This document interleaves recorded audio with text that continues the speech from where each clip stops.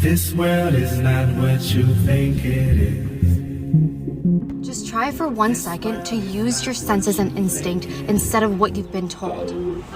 Does this make sense to you? Do you really think that rain is falling upside down and waterfalls are falling upside down and cruise ships are being held upside down by gravity? So, one way of conceptualizing yourself is that you're one speck of dust among 7 billion. And when you conceptualize yourself that way, you might think, well, what difference does it make what I say or do? And that's actually quite convenient for you, because if it doesn't matter what you say or do, then you don't have any responsibility and you can do whatever you want. The price you pay for that is a bit of nihilism, but if you don't have to shoulder any responsibility, that's a small price to pay. That's the underground motivation for nihilism. But the other way of looking at it, and this is actually the accurate way of looking at it, is that you're in a network. You're a node in a network, and so you can do a little bit of arithmetic very rapidly and just figure out how powerful you are. You know 1,000 people. You're going to know more than that over the course of your life, but let's say 1,000 for the sake of argument for now. They know 1,000 people. That means that you're one person away from 1,000,000 people and 2 persons away from 1,000,000,000 people. And you're the center of that network. And now the way networks work is that information propagates in a networked manner. So don't underestimate the power of your speech. Now, Western culture is phallogocentric. Let's say it. Okay, so we'll say, yeah, that's just fine. That's exactly what it is. It's predicated on the idea of the logos, that the logos is the sacred element of Western culture. And what does that mean? It means that your capacity for speech is divine. It's the thing that generates order from chaos and then sometimes turns pathological order into chaos when it has to. Don't underestimate the power of truth. There's nothing more powerful. Now, in order to speak what you might regard as the truth, you have to let go of the outcome. You have to think, all right, I'm going to say what I think, stupid as I am, biased as I am, ignorant as I am. I'm going to state what I think as clearly as I can, and I'm going to live with the consequences no matter what they are. Now, the reason you think that's an element of faith. The idea is that nothing brings a better world into being than the stated truth. Now, you might have to pay a price for that, but that's fine. You're going to pay a price for every bloody thing you do and everything you don't do. You don't get to choose to not pay a price. You get to choose which poison you're going to take. That's it.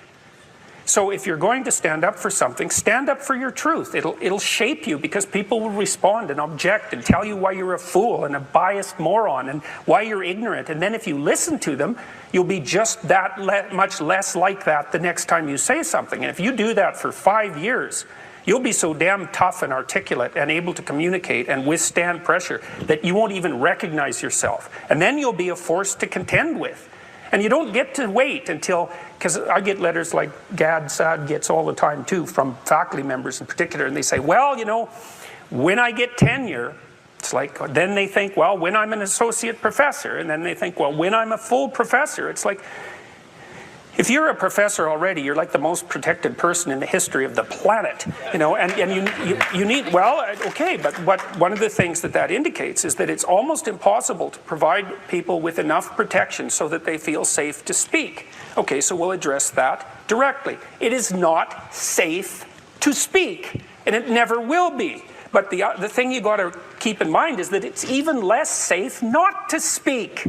Right? It's a balance of risks. It's like you want to pay the price for being who you are and stating your mode of being in the world, or do you want to pay the price for being a bloody serf, one that's enslaved him or herself? Well, that's a major price, man. That thing unfolds over decades, and you'll just be a miserable worm at the end of about 20 years of that, right? No self-respect, no power, no ability to voice your opinions, nothing left but resentment because everyone's against you, because of course you've never stood up for yourself. It's like, say what you think carefully, pay attention to your words. The price is, it's a price you want to pay if you are willing to believe that truth is the cornerstone of society. And in the most real sense, if you're willing to take that leap, then tell the truth and see what happens. And nothing better could possibly happen to you. There'll be ups and downs, and there'll be pushback, and there'll be controversy and all of that, but it doesn't matter. The truth is what makes the world, the truth is what redeems the world from hell. And that's the truth. And we saw plenty of hell over the last 100 years, you know, and we haven't learned a bloody thing from it. It's like, wake up, tell the truth, or at least don't lie. That's a start. And you got to understand that's a risk. A time comes when silence is betrayal, even when pressed by the demands of inner truth. Men do not easily assume the task of opposing their government's policy, especially in time of war. Nor does the human spirit move without great difficulty against all the apathy of conformist thought within one's own bosom and in the surrounding world. And some of us who have already begun to break the silence of the night have found that the calling to speak is often a vocation of agony. But we must speak. We must speak with all the humility that is appropriate to our limited vision. But we must speak. Well, why the big secret? People are smart. They can handle it. The person is smart. People are dumb, panicky, dangerous animals, and you know it. 1,500 years ago, everybody knew the Earth was the center of the universe. 500 years ago, everybody knew the Earth was flat.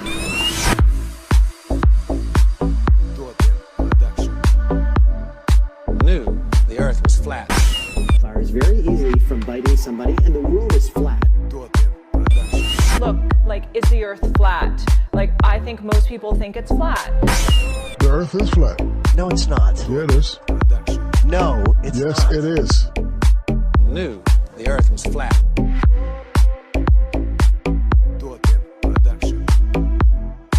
Knew the Earth was the center of the universe.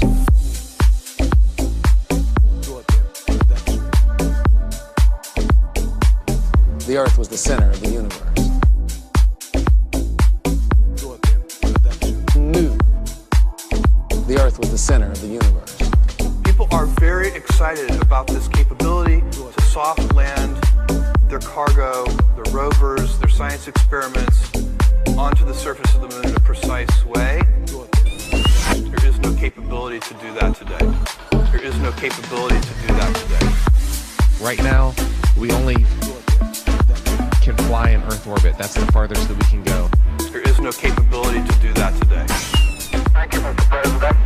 It's a great honor and privilege for us to be here representing not only the United States, but men of peace of all nations, and with interest and a curiosity. Wait. Relative size is one thing, but you're telling me that Germany isn't where we think it is? Nothing's where you think it is.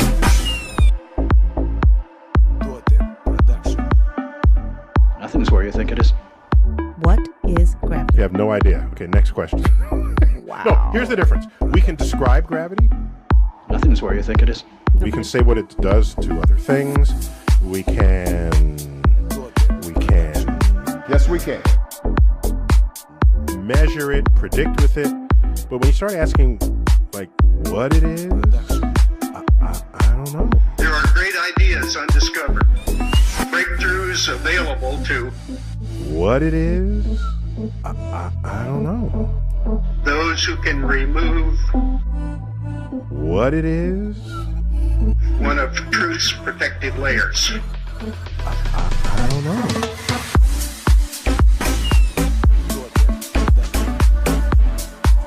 There are places to go beyond belief. Those challenges are yours. In many fields, not the least of which is space. Because there lies human destiny.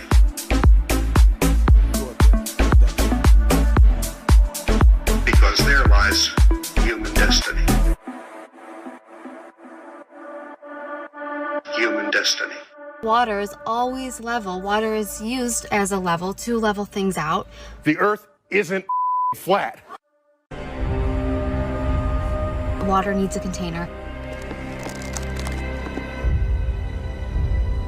water always finds its level and that it has to have something to hold it in.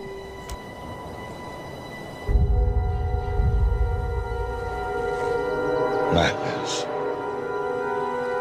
That stuff is flat. I know you're out there. I can feel you now. I know that you're afraid. You're afraid of us. You're afraid of change. I don't know the future.